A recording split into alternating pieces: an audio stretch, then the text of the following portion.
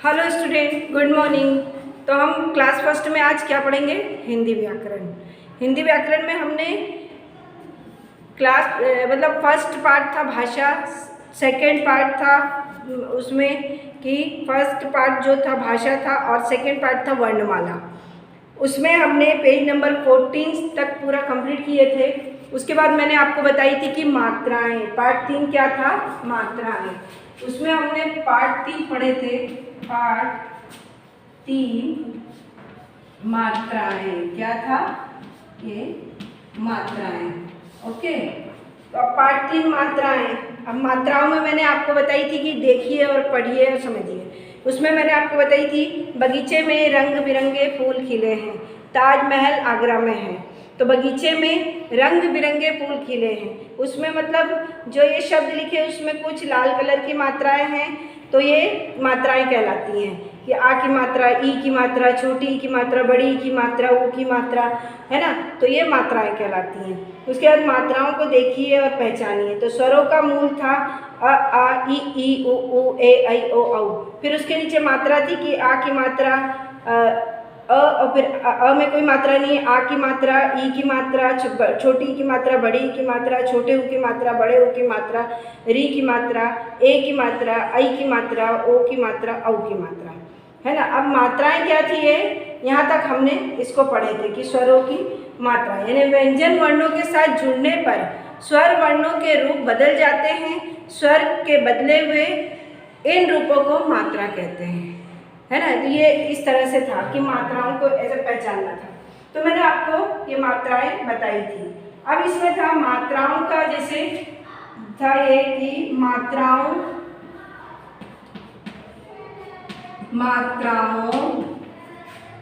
का मूल रूप।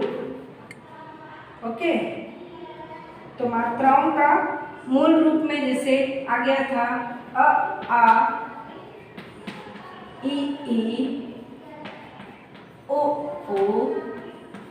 है ना। फिर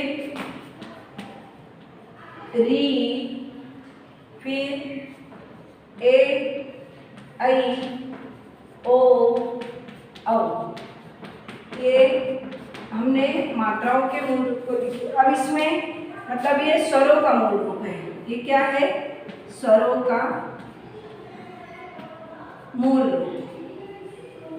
स्वरों का मूल रूप हो गया ये। अब इसमें स्वरों की मात्राएं। अब ये स्वरों की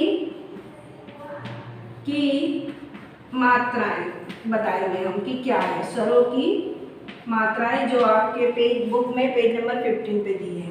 तो जैसे अ में कोई मात्रा नहीं होती तो ये खाली है आ की मात्रा। फिर इसमें बताया है कि ई, तो ये छोटी ई, फिर बड़ी ई, फिर उसके बाद बड़ा ऊ, छोटा ऊ, फिर री की मात्रा, है ना।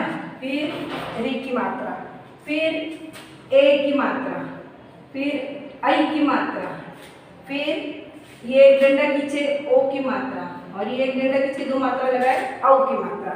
तो ये स्वरों का मूल रूप था आ, ई, ओ, री, ए, ऐ, ओ, औ।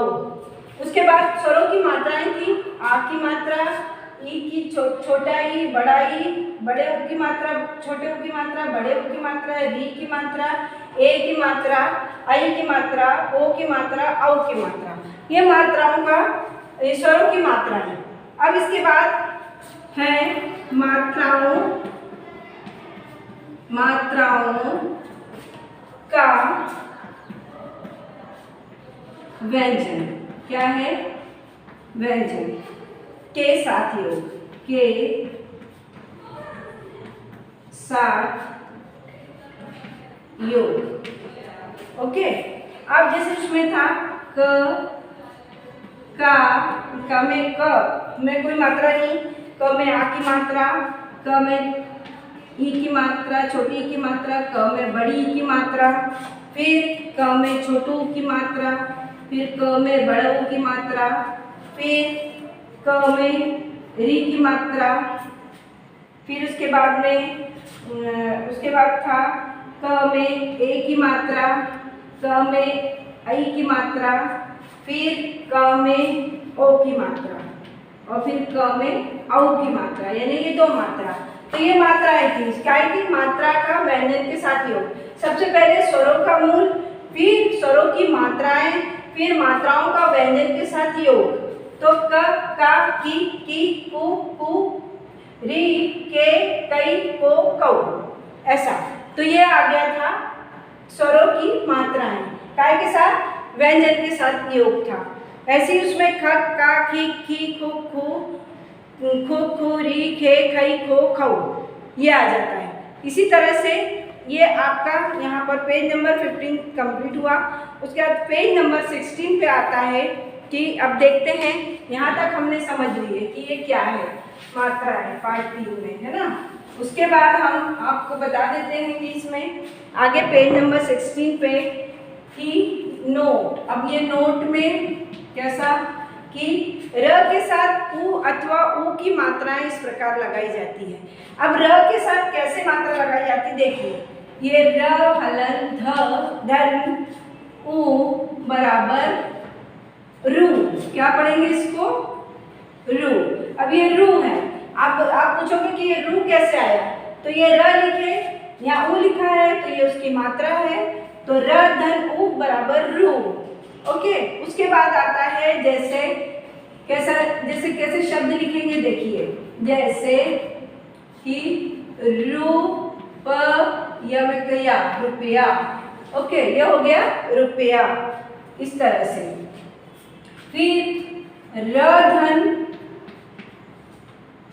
उ, ये छोटा उ, अब ये बड़ा उ, बराबर जैसे ये रू, है ना। तो जैसे रूठना, तो जैसे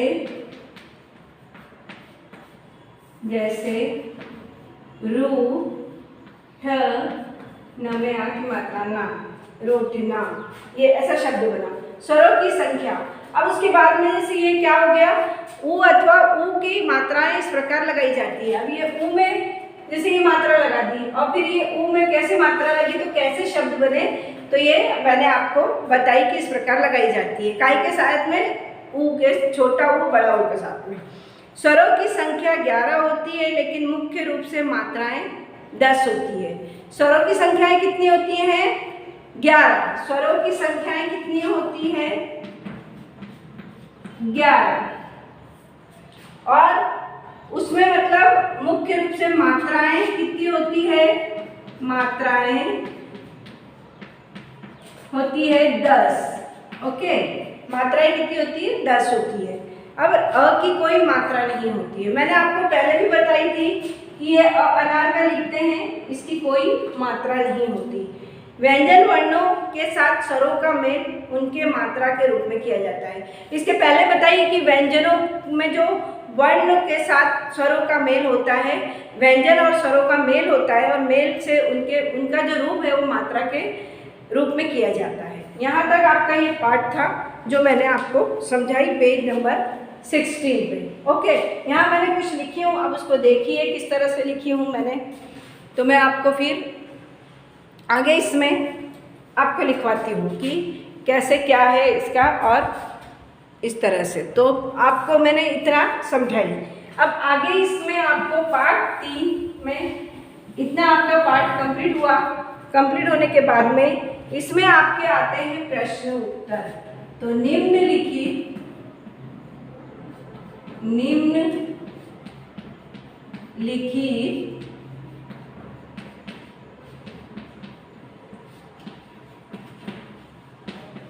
प्रश्नों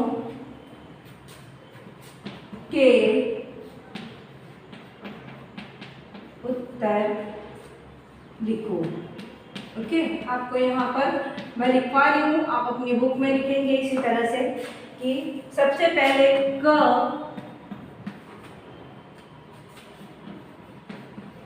स्वरों के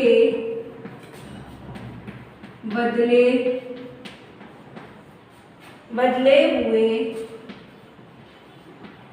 हुए स्वरूप स्वरूप को क्या कहते हैं? ये आपका प्रश्न है। पार्ट 3 का प्रश्न, स्वरों के बदले हुए स्वरूप को क्या कहते हैं? तो इसका उत्तर है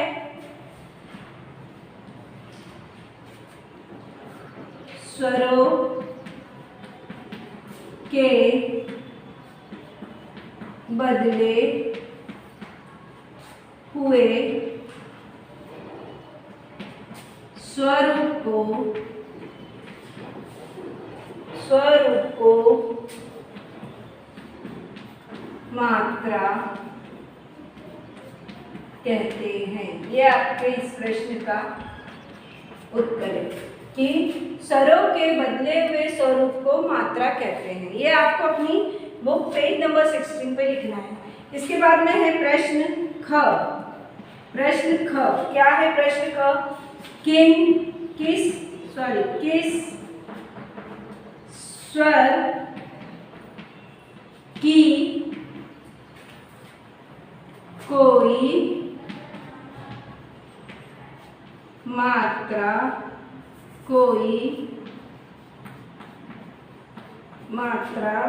नहीं होती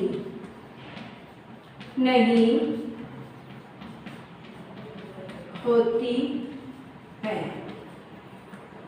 ओके, मात्रा नहीं होती, याद रखना। उसके बाद में उत्तर है आपका की कोई मात्रा नहीं होती। ओके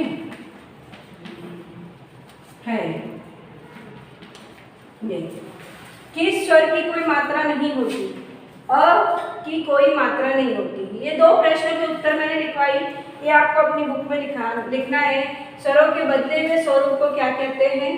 स्वरों के बदले हुए स्वरूप को मात्रा कहते हैं।